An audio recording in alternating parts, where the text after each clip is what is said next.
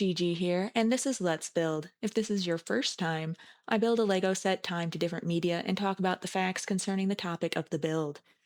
Today's build is the Lego Ideas Jaws versus Jaws for the NES. All footage I am using is for science, educational, and research purposes. My content is transformative and protected under fair use. All footage is time-lapse with commentary. I apologize in advance for pronouncing any names and/or places incorrectly. Forgive my voice, this is week 6 with braces. Spoilers ahead, you've been warned. Specifications for the Lego set. Relive dramatic moments from a beloved movie with the LEGO Ideas Jaws diorama kit for adults. A fun shark gift for Jaws fans, classic film lovers, or movie memorabilia collectors. The set features the Orca LEGO boat model, which has a detailed cabin with a removable roof, an adjustable boom and rigging, plus lots of iconic accessories. It can be placed on a brick-built seawater base with the Jaws LEGO shark model attacking the boat. Attach a printed tile with the Chief Brody's famous line, "You're gonna need a bigger boat," to the base to complete a nostalgic and playful centerpiece. This collectible Jaws LEGO diorama set includes 3 iconic characters, Chief Martin Brody, Matt Hooper, and Sam Quint, with accessory elements including a revolver, compass, fishing rods, harpoons, spear, and camera, plus an alternative display stand where the fully built Jaws shark figure can be displayed with the minifigures. Find illustrated building instructions in the box and on the LEGO Builder app, which also has 3D digital viewing tools to enhance your creative experience. The Orca boat model in this 1,497-piece Jaws LEGO set measures over 14 inches high, 23 inches long, and 7.5 inches wide. Meet the fan designer. Johnny Campbell, LEGO Ideas name Diving Faces, is from a small town just outside of Belfast in Northern Ireland. When he's not overseeing the Northern Ireland budget in his government finance department job, he plays soccer and video games, and he loves recreating scenes from movies and television with Lego bricks. The possibility of having your project idea turned into an official Lego set is every fan's dream. I've always enjoyed building with Lego bricks since a very young age, and I also now enjoy building Lego sets with my wife and our 2 children. Jaws is my favorite movie of all time, so I really wanted to recreate it in Lego bricks. I re-watched Jaws several times, pausing at various stages to get as many angles of the boat as much detail as possible. I also looked at loads of pictures of the animatronic shark used in the movie to try and capture him as closely as possible, even including his hinged jaw. I really like the shape of the shark's mouth. It wasn't easy to achieve, but I like how it turned out with the hinged jaw, which makes it look more like the pretend shark from the movie as opposed to a real great white shark. The most difficult part was probably making the mast of the boat sturdy while not losing any of the details. I experimented with lots of variations until I finally settled on this present design. It took just under 8 months to reach 10,000 supporters, and I'd really like to take this opportunity to thank everyone who supported the project along the way. I hope it will be loved by so many Jaws, shark, boat, and Lego fans out there. Da-dum, da-dum. You only have to hum the first few ominous guttural tones from the iconic opening theme of Jaws to get the chills. It's the summer of 1975, and this idyllic, fictional Amity Island beach resort town is preparing to welcome swarms of summer tourists. But barely have the opening credits rolled off the screen before this picturesque scene is shattered by a lurking menace. A giant of a great white shark, with ominous strength and resolve, has come to seek out new prey. Soon, the surfaces of the island's calm waters and friendly community begin to crack, with equal parts horror and humorous denial. Chief of Police Martin Brody and shark expert Matt Hooper from the Oceanographic Institute set out to catch the aggressive attacker. Quint, a no-nonsense fisherman and Army veteran with a highly developed sense of dark humor and a proclivity for sea shanties, joins the hunt. The original summer blockbuster. Back in 1975, aboard the Orca, Brody with his calm, dry wit, Hooper with his advanced technological equipment, and Quint with his brute force and instinct to fight fire with fire. The scene was set for an explosive showdown. As camaraderie and territoriality between our heroes and the Great White were put to the test, the movie cleverly preyed on the primal fear of the unknown. The sharp dialogue, visceral cinematography, and bone-chilling soundtrack kept audiences in nail-biting suspense. As Jaws inspired several sequels, it also influenced filmmakers, artists, and pop culture in the years that followed. The release of a behind-the-scenes book and documentary just added to the fans' excitement. From the LEGO designers. For the first major motion picture to be filmed in open water, the production crew found creative solutions to operate and film the mechanical shark action scenes. That creative spirit shined through in Johnny's submission and the final model, a split-second freeze frame before the shark makes contact with the orca.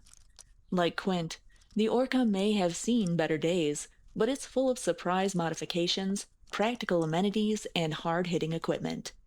The boat hull was tricky to build with its changing compound geometries, so to use our elements to the fullest, the bow section of the Orca is actually built upside down. The shark, once completed, can be posed bolting out of the water in full figure on display stand alongside our hero minifigures in their full 1970s regalia, or used to chase down unsuspecting friends and family. We wanted to honor Captain Quint's fateful fishing boat as a virtual extension of the charismatic captain himself. Inside is a map of Amity Island, based on the area around Martha's Vineyard in Massachusetts, USA, where the movie was primarily shot. X's mark shark incidents, including, strangely enough, the incident the crew is just about to run into. The newspaper reporting fan designer Johnny Campbell's unfortunate attack features an artist's rendition of a shark similar to Quint's chalkboard masterpiece. Of course, no homage to this Jaws franchise would be complete without one of its most quoted phrases from Chief Brody: "You're gonna need a bigger boat." Ollie Gregory, LEGO Ideas senior designer, Nathan Davis, and Ann Gotsk-Peterson, LEGO Ideas graphic designers. Jaws is a 1975 American thriller film directed by Steven Spielberg, based on the 1974 novel by Peter Bletchley. It stars Roy Scheider as Police Chief Martin Brody, who, with the help of marine biologist and professional shark hunter, hunts the man-eating great white shark that attacks beachgoers at a New England resort town. Murray Hamilton plays the town's mayor, and Lorraine Gray portrays Brody's wife. The screenplay is credited to Bletchley, who wrote the first few drafts, and actor-writer Carl Gottlieb, who rewrote the script during principal photography. Shot mostly on location at Martha's Vineyard in Massachusetts, from May to October of 1974, Jaws was the first major motion picture to be shot in the ocean and consequently had a troubled production, going over budget and schedule. As the art department's mechanical sharks often malfunctioned, Spielberg decided to mostly suggest the shark's presence, employing an ominous and minimalist theme created by composer John Williams to indicate its impending appearances. Spielberg and others have compared this suggestive approach to that of director Alfred Hitchcock. Universal Pictures released the film to over 450 screens, an exceptionally wide release for a major studio picture at the time, accompanied by an extensive marketing campaign with heavy emphasis on television spots and tie-in merchandise. Regarded as a turning point in motion picture history, Jaws was the prototypical summer blockbuster and won several awards for its music and editing. It was the highest grossing film in history until the release of Star Wars 2 years later. Both films were pivotal in establishing the modern Hollywood business model, which pursues high box office returns from action and adventure films with simple high concept premises, released during the summer in thousands of theaters and advertised heavily. Jaws was followed by three sequels, none of which involved Spielberg or Blenchley, as well as many imitative thrillers. In 2001, the Library of Congress selected it for preservation in the United States National Film Registry. Plot: in the New England beach town of Amity Island, a young woman goes for a late night ocean swim. An unseen force attacks and pulls her underwater. Her partial remains are found washed up on the beach the next morning. After the coroner concludes that it was a shark attack, Amity Police Chief Martin Brody plans to close the beaches. Mayor Larry Vaughn persuades him to reconsider, fearing the town's summer economy will suffer. The coroner, apparently under pressure, now concurs with the mayor's theory that it was a boating accident. Brody reluctantly accepts their conclusion until young Alex Kintner is killed at a crowded beach. A $3,000 bounty is placed on the shark, causing an amateur shark hunting frenzy. Quint, an eccentric local shark hunter, offers his services for $10,000. Consulting oceanographer Matt Hooper examines the girl's remains, confirming that she was killed by an unusually large shark. When local fishermen catch a tiger shark, Vaughn declares the beach is safe. A skeptical Hooper dissects the shark and, finding no human remains inside of its stomach, concludes the killer shark is still active. While searching the night waters in Hooper's boat, Hooper and Brody find the half-sunken boat of Ben Gardner, a local fisherman. Hooper dons a scuba suit and goes underwater to check the boat's hull and finds a severed head. Vaughn dismisses Brody and Hooper's assertions that a great white shark caused the deaths and refuses to close the beaches, allowing only increased safety precautions. On the 4th of July weekend, tourists pack the beaches. The shark enters a nearby lagoon, killing a boater and nearly killing Brody's son, Michael, who is hospitalized with shock. Brody then convinces a guilt-ridden Vaughn to hire Quint. Despite initial tension between Quint and Hooper, and Brody's fear of the ocean, the three head out to sea on Quint's boat, the Orca, to hunt for the shark. As Brody lays down a chum line, the shark suddenly appears behind the boat. Quint, estimating that it is 25 feet long and weighs 3 tons, harpoons it with a line attached to the flotation barrel, but the shark pulls it underwater and disappears. At nightfall, Quint and Hooper drunkenly exchange stories about their assorted body scars. One of Quint's is a removed tattoo. He reveals that during World War II, he survived the sinking of the USS Indianapolis, during which sharks killed many U.S. sailors. The shark returns, ramming the boat's hull and disabling the power. The men work through the night, repairing the engine. In the morning, Brody attempts to call the Coast Guard, but Quint, obsessed with killing the shark without outside assistance, smashes the radio. After a long chase, Quint harpoons the shark with another barrel. The line is tied to the stern cleats, but the shark drags the boat backward, swamping into the deck and flooding the engine compartment. As Quint is about to sever the line to save the boat's transom, the cleats break off. The barrels stay attached to the shark. To Brody's relief, Quint speeds the Orca toward shore to draw the shark into shallower waters, but the damaged engine fails. As the boat takes on water, the trio attempt a riskier approach. Hooper suits up and enters a shark-proof cage, intending to lethally inject the shark with strychnine via a hypodermic spear. The shark attacks the cage, causing Hooper to drop the spear. While the shark destroys the cage, Hooper escapes to the ocean bottom. The shark leaps onto the boat's stern, subsequently devouring Quint. Trapped on the sinking vessel, Brody thrusts a scuba tank into the shark's mouth and, climbing into the crow's nest, shoots the tank with a rifle. The resulting explosion kills the shark. Hooper resurfaces, and he and Brody paddle back to shore, clinging to the remaining barrels. Production, development. Richard D. Zanuck and David Brown, producers at Universal Studios, independently heard about Peter Blanchard's novel Jaws. Brown came across it in the literature section of lifestyle magazine Cosmopolitan, which at the time was edited by his wife, Helen Gurley Brown. A small card written by the magazine's book editor gave a detailed description of the plot, concluding with the comment, "This might make a good movie." The producers each read the book over the course of a single night and agreed the next morning that it was the most exciting thing that they had ever read, and that they wanted to produce a film version, although they were unsure how it would be accomplished.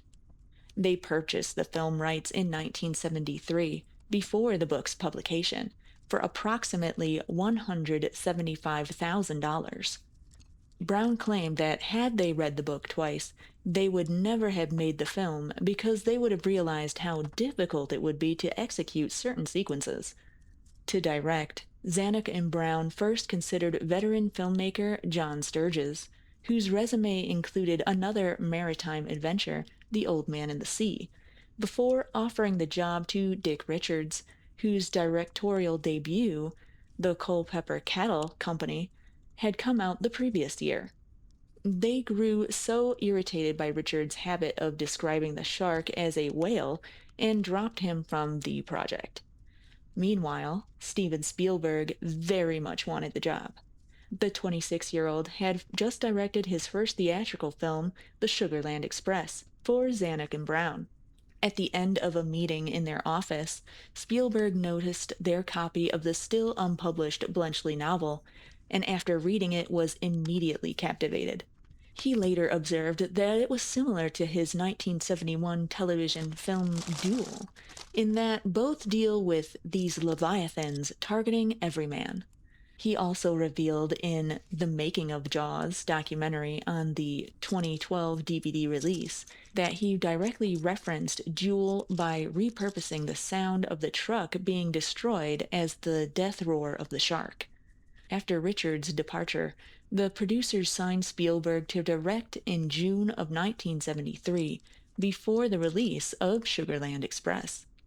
Before production began, Spielberg grew reluctant to continue with Jaws, in fear of becoming typecast as the truck and shark director. He wanted to move over to 20th Century Fox's Lucky Lady instead, but Universal exercised its right under its contract with the director to veto his departure. Brown helped convince Spielberg to stick with the project, saying that after Jaws, you can make all the films you want. The film was given an estimated budget of $3.5 million and a shooting schedule of 55 days. Principal photography was set to begin May 1974. Universal wanted the shoot to finish by the end of June, when the major studio's contract with the Screen Actors Guild was due to expire, to avoid any disruptions due to a potential strike. Writing. For the screen adaptation, Spielberg wanted to stay with the novel's basic plot, but discarded Bletchley's subplots. He declared that his favorite part of the book was the shark hunt on the last 120 pages, and told Zanuck when he accepted the job, "I'd like to do the picture if I could change the first two acts and base the first two acts on original screenplay material, and then be very true to the book for the last third."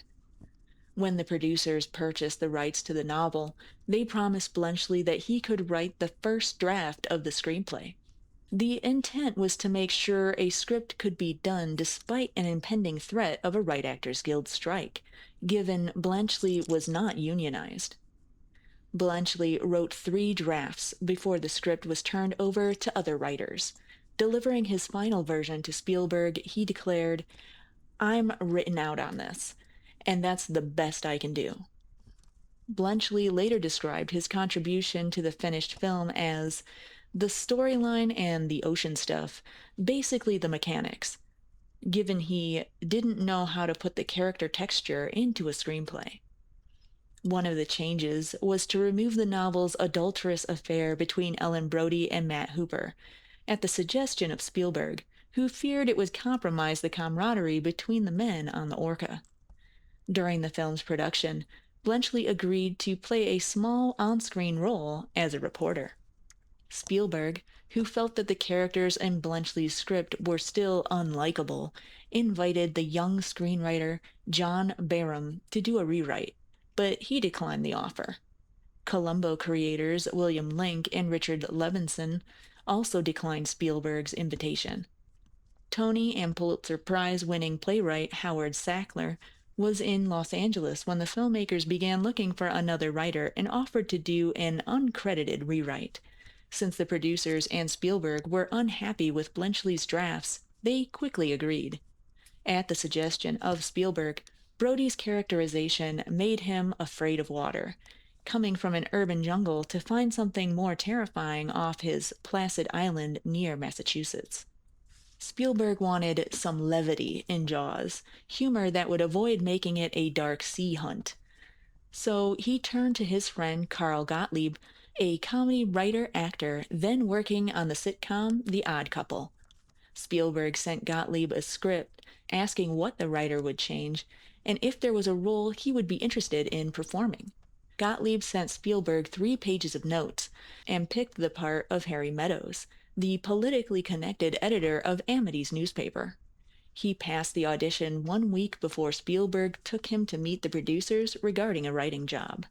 While the deal was initially for a 1-week dialogue polish, Gottlieb eventually became the primary screenwriter, rewriting nearly the entire script during a 9-week period of principal photography.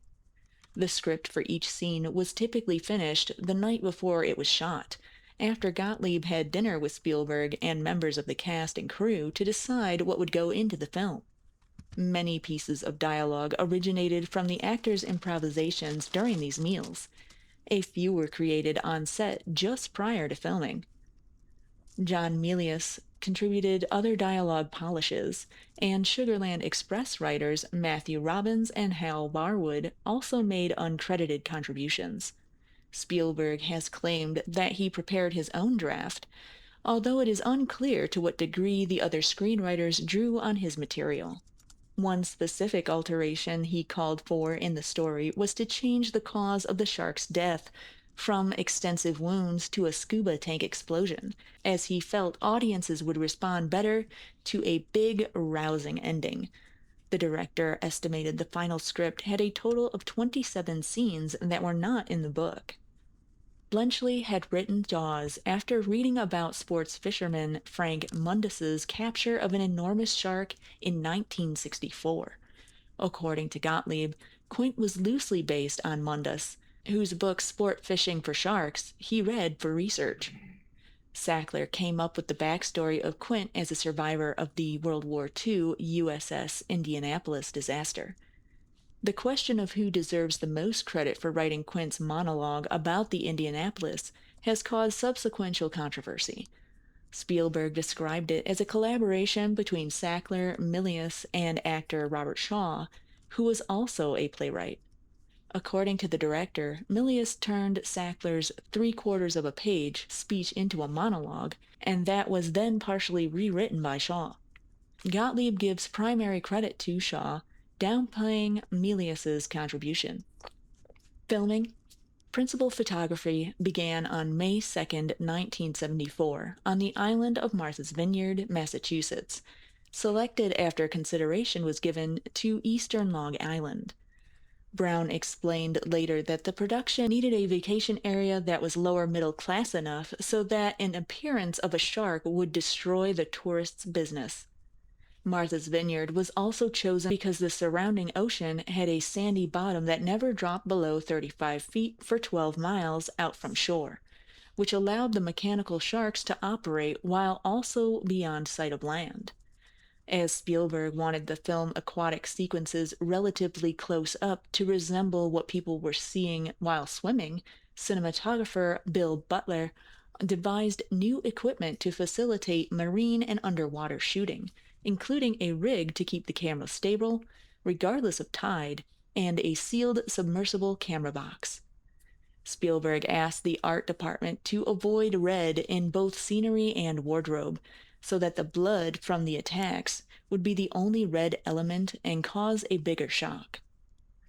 Initially, the film's producers wanted to train a great white shark, but quickly realized that was not possible.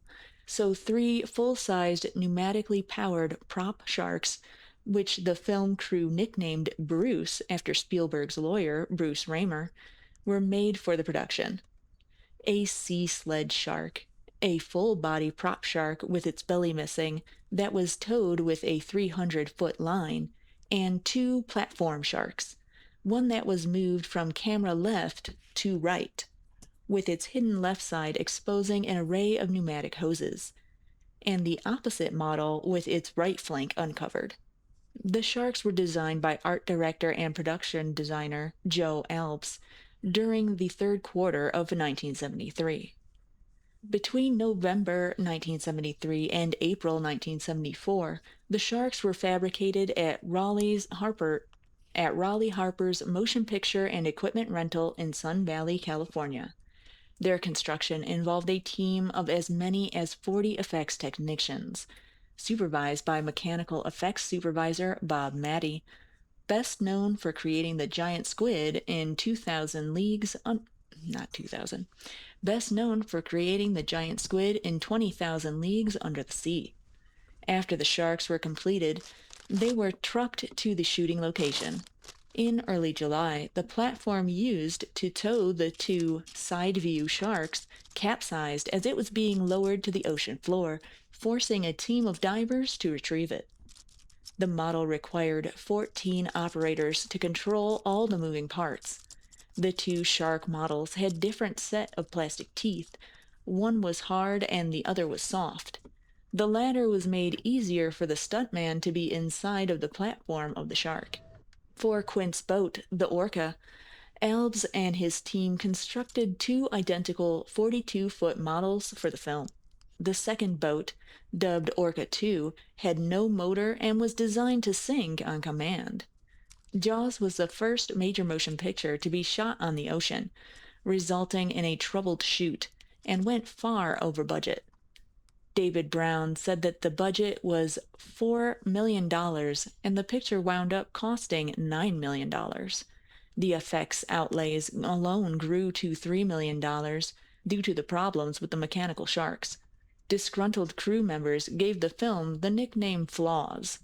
Spielberg attributed many problems to his perfectionism and his inexperience. The former was epitomized by his insistence on shooting at sea with a life-size shark. I could have shot the movie in the tank or even in a protected lake somewhere, but it would not have looked the same, he said. As for his lack of experience, I was naive about the ocean, basically. I was pretty naive about Mother Nature, and the hubris of a filmmaker who thinks he can conquer the elements was foolhardy. But I was too young to know I was being foolhardy when I demanded that we shoot the film in the Atlantic Ocean and not in a North Hollywood tank. Gottlieb said that there was nothing to do except make the movie, so everyone kept overworking, and while as a writer he did not have to attend the ocean set every day, once the crewmen returned, they arrived ragged and sunburnt, windblown and covered with salt water. Shooting at sea led to many delays. Unwanted sailboats drifted into frame, cameras got soaked, and the Orca once began to sink with the actors on board. The prop sharks frequently malfunctioned owing to a series of problems including bad weather, pneumatic hoses taking on salt water, frames fracturing due to water resistance, corroding skin, and electrolysis.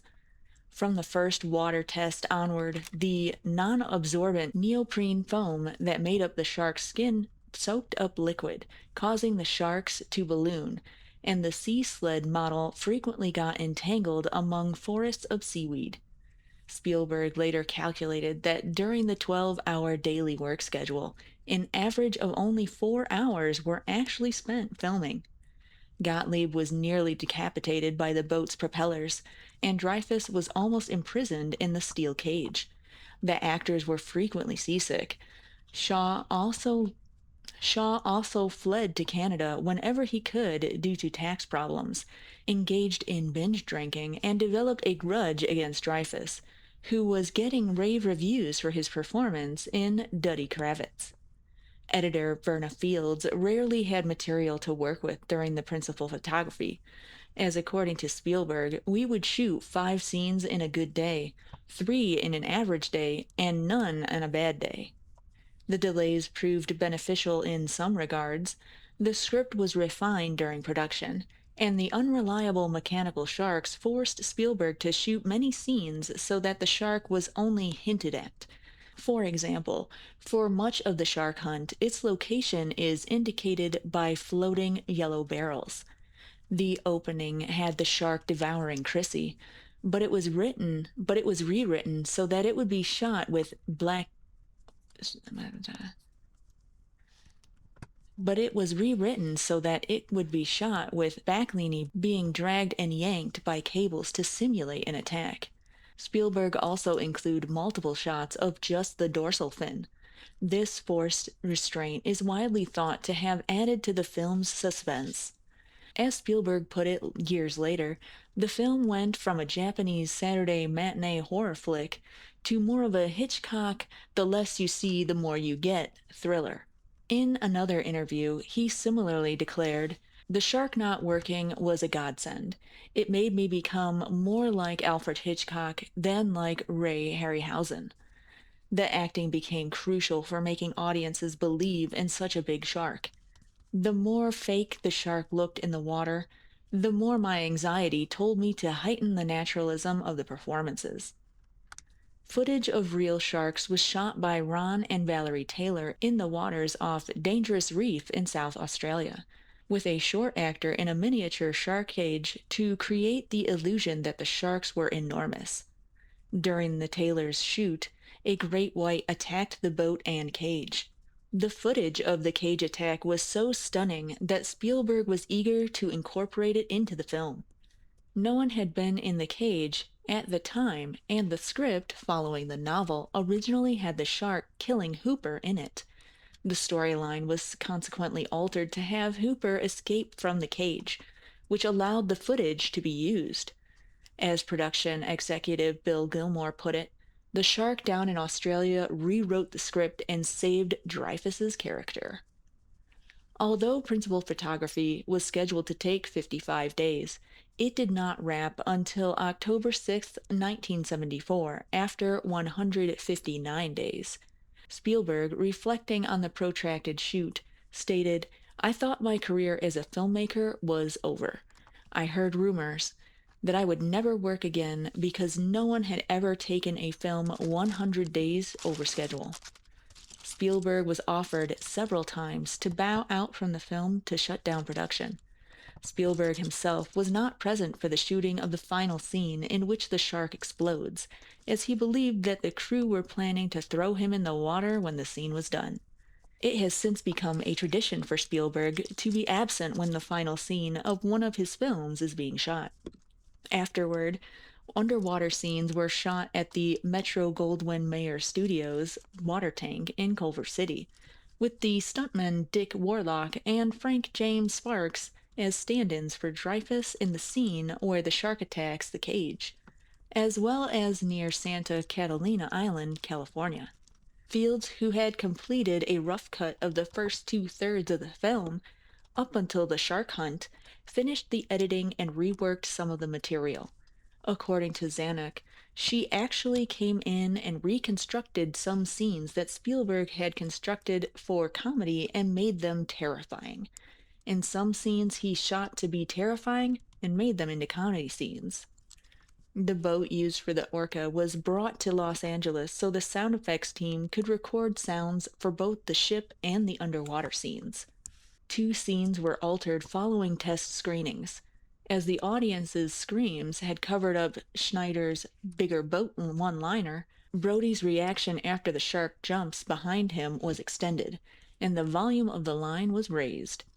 Spielberg also decided that he was greedy for one more scream and reshot the scene in which Hooper discovers Ben Gardner's body, using $3,000 of his own money after Universal refused to pay for the reshoot.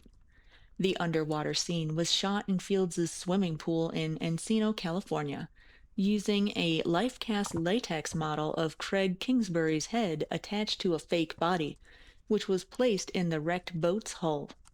To simulate the murky waters of Martha's Vineyard, powdered milk was poured into the pool, which was then covered with a tarpaulin.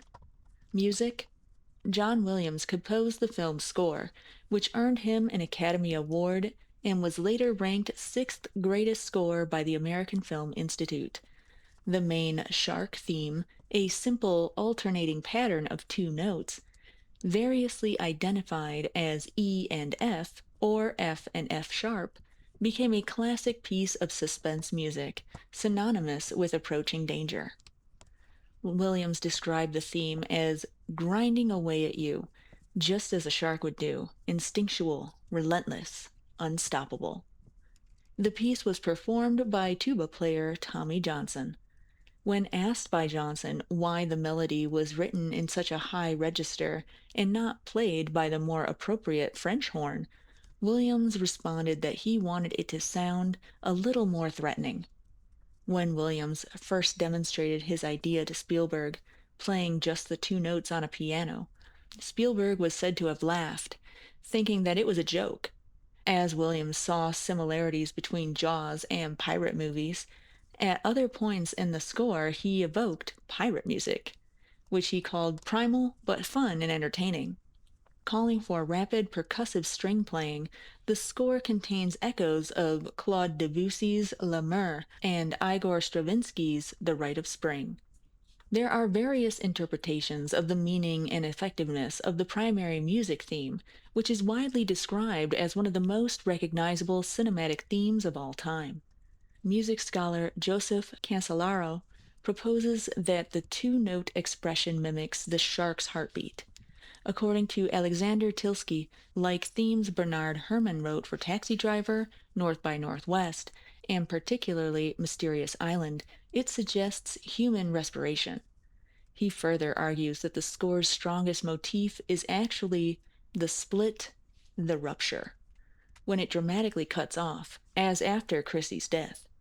The relationship between sound and silence is also taken advantage of in the way the audience is conditioned to associate the shark with this theme, which is exploited toward the film's climax when the shark suddenly appears with no musical introduction.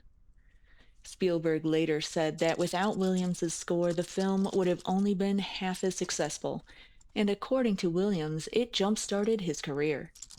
He had previously scored Spielberg's debut feature, The Sugarland Express, and went on to collaborate with the director on almost all of his films. The original soundtrack for Jaws was released by MCA Records on LP in 1975, and as a CD in 1992, including roughly a half hour of music that Williams redid just for the album. In 2000, two versions of the score were released. Decca Universal reissued the soundtrack album to coincide with the release of the 25th anniversary DVD, featuring the entire 51 minutes of the original score, and Varese Sarabande put out a re-recording of the score performed by Royal Scottish National Orchestra, conducted by Joel McNeely. Marketing: Universal spent $1.8 million marketing Jaws, including an unprecedented $700,000 on national television spot advertising. The media blitz included about 24 30-second advertisements airing each night on primetime network TV between June 18, 1975, and the film's opening 2 days later. Beyond that, in the description of the film industry scholar Cyril Cockburg, Universal devised and coordinated a highly innovative plan for the picture's marketing. As early as October 1974, Zanuck, Brown, and Blenchley hit the television and radio talk show circuit to promote the paperback edition of the novel and the forthcoming film. The studio and publisher, Bantam, agreed on a title logo that would appear on both the paperback and in all of the advertising for the film. The centerpieces of the joint marketing strategy were John Williams's theme and the poster image featuring the shark approaching a lone female swimmer. The poster was based on the paperback's cover and had the same artist, Bantam employee, Roger Castell. The Seiniger Advertising Agency spent 6 months designing the poster. Principal Tony Seiniger explained that no matter what we did, it didn't look scary enough. Seiniger ultimately decided that you had to actually go underneath the shark so that you could see his teeth. More merchandise was created to take advantage of the film's release. In 1999, Graham Turner wrote that Jaws was accompanied by what was probably the most elaborate array of tie-ins, including a soundtrack album, t-shirts, plastic tumblers, a book about the making of the film, the book the movie was based on, beach towels, blankets, shark costumes, shark toys, hobby kits, iron-on transfers, games, posters, shark tooth necklaces, sleepwear, water pistols, and more. The Ideal Toy Company, for instance, produced the game of Jaws, in which the player had to use a hook to fish out items from the shark's mouth before the jaws closed. Theatrical run. The glowing audience response to a rough cut of the film at 2 test screenings in Dallas on March 26, 1975, and one in Long Beach on March 28th, along with the success of Bletchley's novel and the early stages of Universal's marketing campaign, generated a great interest among theater owners, facilitating the studio's plan to debut Jaws at hundreds of cinemas simultaneously. A third and final preview screening of a cut a third and final preview screening of a cut incorporating changes inspired by the previous presentations was held in Hollywood on April 24th. After Universal chairman Lou Wasserman attended one of the screenings, he ordered the film's initial release, planned for a massive total as many as 900 theaters, to be cut down, declaring, "I want this picture to run all summer long. I don't want people in Palm Springs to see the picture in Palm Springs. I want them to have to get in their cars and drive to see it in Hollywood." Nonetheless, the several hundred theaters that were still booked for the opening represented what was then an unusually wide release. At the time, wide openings were associated with movies of doubtful quality, not uncommon on the exploitation side of the industry, where they were customarily employed to diminish the effect of negative reviews and word of mouth. There had been some recent exceptions, including the re-release of Billy Jack, and the original release of its sequel, The Trial of Billy Jack, and the Dirty Harry sequel, Magnum Force, and the latest installments in the James Bond series. Still, the typical major studio film release at the time involved opening at a few big city theaters, which allowed for a series of premieres. Distributors would then slowly forward prints to additional locales across the country, capitalizing on any positive critical or audience response. The outsized success of The Godfather in 1972 had sparked a trend toward wider releases, but even that film had debuted in just 5 theaters, before going wide in its second weekend. On June 20th, Jaws opened across North America on 464 screens, 409 screens in the United States, and the remainder in Canada. The coupling of this broad distribution pattern with the movie's then ever rarer national television marketing campaign yielded a release method virtually unheard of at the time. A month earlier, Columbia Pictures had done something similar with a Charles Bronson thriller, Breakout, though that film's prospects for an extended run were much slimmer, and it is today a common misconception that Jaws was the first to use an ad saturation strategy. Universal president Sid Sheinberg reasoned that the nationwide marketing costs would be amortized at a more favorable rate per print relative to a slow, scaled release. Building on the film's success, the release was subsequently expanded on July 25th to nearly 700 theaters, and on August 15th to more than 950. Overseas distribution followed the same pattern, with intensive television campaigns and wide releases. In Great Britain, for instance, Jaws opened in December at more than 100 theaters. Audience emotional response. A Gallup poll in September 1975 reported that 18% of respondents said that it was the most frightening movie they had ever seen, and 35% said that the film increased their fear of swimming in the ocean. While in theaters, the film was said to have caused a single case of cinematic neuroses in a 17-year-old female viewer.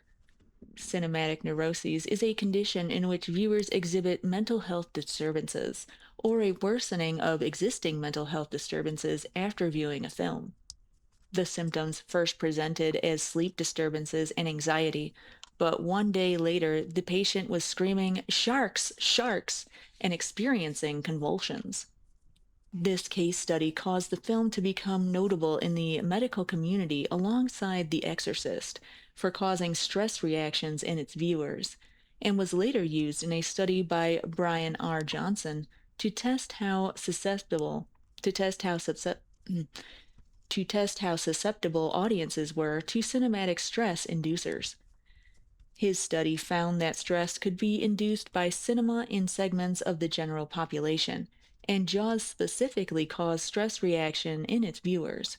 While Johnson could not find an exact cause for the stress response in viewers, whether it be the suspense, the gore, or the music production, the 1986 study by G. Sparks found that particularly violent films, including Jaws, tended to cause the most intense reactions in viewers. Legacy and impact on the film industry. Jaws was key in Jaws was key in establishing the benefits of a wide national release backed by heavy television advertising, rather than the traditional progressive release in which a film slowly entered new markets and built support over time. Saturation booking, in which a new film opens simultaneously at thousands of theaters, and massive media buys are now commonplace for major Hollywood studios. According to Peter Biskind, Jaws diminished the importance of print reviews, making it virtually impossible for a film to build slowly, finding its audience by dint of mere quality. Moreover, Jaws whet corporate appetites for big profits quickly, which is to say, studios wanted every film to be Jaws. Scholar Thomas Schatz writes that it recalibrated the profit potential of the Hollywood hit and redefined its status as a marketable commodity and cultural phenomenon as well. The film brought an emphatic end to Hollywood's 5-year recession while ushering in an era of high cost, high tech, high speed thrillers. Jaws also played a major part in establishing summer as the prime season for the release of studios' biggest box office contenders. Their intended blockbusters, winter had long been the time when most hoped for hits were distributed, while summer was largely reserved for dumping films they thought to be poor performers. Jaws and Star Wars were regarded as marking the beginning of the new U.S. film industry business model, dominated by high concept pictures, with premises that can be easily described and marketed, as well as the beginning of the end of the new Hollywood period, which saw auteur films increasingly disregarded in favor of profitable, big budget pictures. The new Hollywood era was defined by the relative autonomy filmmakers were able to attain within the major studio system. In Bizkin's description, Spielberg was the Trojan horse, through which the studios began to reassert their power. Jaws set the template for many subsequent horror films, to the extent that the script for Ridley Scott's 1975 science fiction film Alien was pitched to studio executives as Jaws in space. Many films based on man-eating animals, usually aquatic, were released through the 1970s and 1980s, such as Orca, Grizzly, Mako, The Jaws of Death, Barracuda, Alligator, Day of the Animals, Tintorera, and Eaten Alive. Spielberg declared Piranha, directed by Joe Dante and written by John Siles, the best of the Jaws ripoffs. Among the various foreign mockbusters based on Jaws, three came from Italy. Great White, which inspired a plagiarism lawsuit by Universal and was even marketed in some countries as part of the Jaws franchise. Monster Shark, featured in Mystery Science Theater 3000 under the title Devilfish, and Deep Blood, which blends a supernatural element. The 1976 Brazilian film Bacurau parodies Jaws, featuring a killer cod in place of a shark. The 2009 Japanese horror film Psycho Shark was released in the United States as Jaws in Japan. Filmmaker Takashi Yamazaki cited Jaws and Spielberg as an influence for his 2023 Japanese kaiju film Godzilla Minus One. That same year, filmmaker Denis Villeneuve named it one of his favorite films of all time, citing it among his influences for his 2021 adaptation of Dune. Misconceptions about sharks and depopulation. The film had broader cultural repercussions as well. Similar to the way the pivotal scene in the 1960s Psycho made showers a new source of anxiety, Jaws led many viewers to fear going into the ocean. Some even questioned whether sharks could be in Lake Michigan. Reduced beach attendance in 1975 was attributed to it, as well as more reported shark sightings. It is still seen as responsible for perpetuating negative stereotypes about sharks and their behavior, and for producing the so-called Jaws effect, which allegedly inspires legions of fishermen who piled into boats and killed thousands of ocean predators in shark fishing tournaments. Bletchley would later campaign to stop the depopulation of sharks, saying that Jaws was entirely fiction. Spielberg later echoed this sentiment, saying that he regretted the decimation of the shark population because of the book and the film. Conservation groups have bemoaned the fact that the film has made it considerably harder to convince the public that sharks should be protected. Jaws. Jaws is a video game for the Nintendo Entertainment System that is loosely based on the film franchise of the same name, specifically Jaws the Revenge, the fourth and final film in the series. The box art is modeled heavily after the theatrical poster, and the back of the box mentions, like it's personal, perhaps as a reference to said movie's tagline. However, the game does take elements from the first film. It is one of several LJN published titles produced by the Japanese company Atlas, although Whetstone was subcontracted to actually develop it. There was a separate computer adaptation of the original Jaws movie called Jaws the Computer Game, released in 1989 by Screen 7 for the Amiga and the Commodore 64 as simply Jaws by Box Office Software. An enhanced version was released for the Nintendo Switch, PlayStation 5, and PC on Friday the 13th, February 2026. Gameplay. In the game, the player pilots a boat across the sea, randomly encountering groups of hostile sea creatures. When the boat hits something in the overhead map, the perspective changes to a side view. The player's boat releases a diver who battles various undersea threats such as jellyfish, rays, and smaller sharks. Occasionally, Jaws will appear on the map in the form of its familiar dorsal fin breaking the water's surface. If players collide with Jaws' dorsal fin, they can momentarily control their boat in a side view encounter in an attempt to attack Jaws with depth charges. Jaws will always collide with the boat and release the diver into the water. Jaws will also appear after a brief moment if the diver snags something in the overhead map with Jaws nearby. Items encountered include crabs, which increases the movement speed of the diver, stars, bonus points, and conch shells that are used as currency in this game. Equipment and upgrades are purchased by alternating between the two ports on the map. The first port visit gives the player a receiver, which tracks the location of Jaws relative to the boat on the overhead map. The faster it beeps, the closer Jaws is to the player. Future visits to the port afterward increase overall attack power against Jaws. Touching a hostile sea creature during the side view undersea encounters will kill the player and penalize them with a drop in power level by 1 if they had upgraded their attack power, and the loss of the tracking device, the loss of half the conch shells accumulated to that point, and complete health replenishment for Jaws. Killing a specific number of smaller sharks will trigger a bonus game. In this bonus game, an airplane travels back and forth in a side view perspective and drops cannonballs on jellyfish, which assume formations and movement patterns similar to the enemies in the challenge stage of Galaga. Players can adjust the speed of the airplane depending on what direction it's traveling. The player is rewarded the number of conch shells equivalent to the number of jellyfish killed divided by 3, rounded down. Hitting all the jellyfish awards 10,000 bonus points. An extra life is awarded for every 30,000 points. The player can also find a submarine which appears at random places in the game map. The submarine is an upgrade with 2 weapons, torpedoes and depth charges, and much less inertia than the diver. The submarine is fragile, however, and 1 collision with an enemy will destroy it and release the diver, although this will not kill the diver.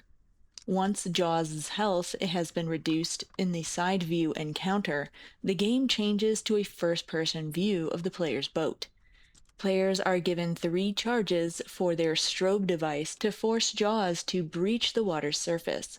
Timing is essential in order to force Jaws to breach at the proper distance from the bow of the boat. Players can also jut the bow of the boat forward at any time.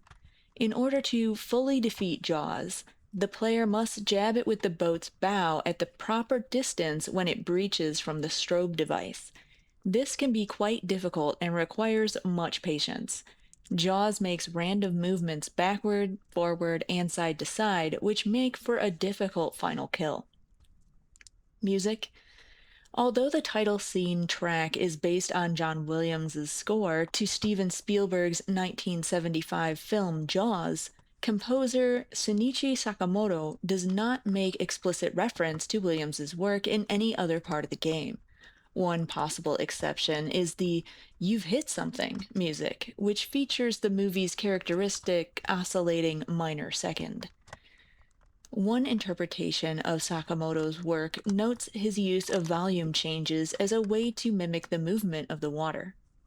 In Jaws 1987, the overwater music sways from soft to loud and loud to soft, rocking back and forth like an undulating wave of a shark-infested ocean. The effect isn't very smooth, however, because of technological constraints. The Nintendo Entertainment System's sound chip was limited to 16 discrete volume settings. Manual Introduction. This can't be. There has never been a great white in these warm, tropical waters before. Never. This is more than a coincidence. This shark appears to be possessed, as if it's hunting you down, like it's personal. You'd better prepare yourself and strike back before it's too late. Will you use the mini-sub, seaplane, sailboat, or just scuba gear? Perhaps it won't even matter. Remember, this is some kind of unbelievably powerful eating machine you're dealing with. Quick, grab your weapons, pack your explosives, and check your maps. It's out there, you know it, and it's coming for you. This is serious. This is the ultimate Jaws challenge, because this time it's not over until only one of you is left alive. Jaws for the NES was the obvious choice to play during this build. When researching information about this game, I kept running into the issue of other games also officially simply named Jaws getting pulled into the results, which I did not know were completely different games until reading descriptions.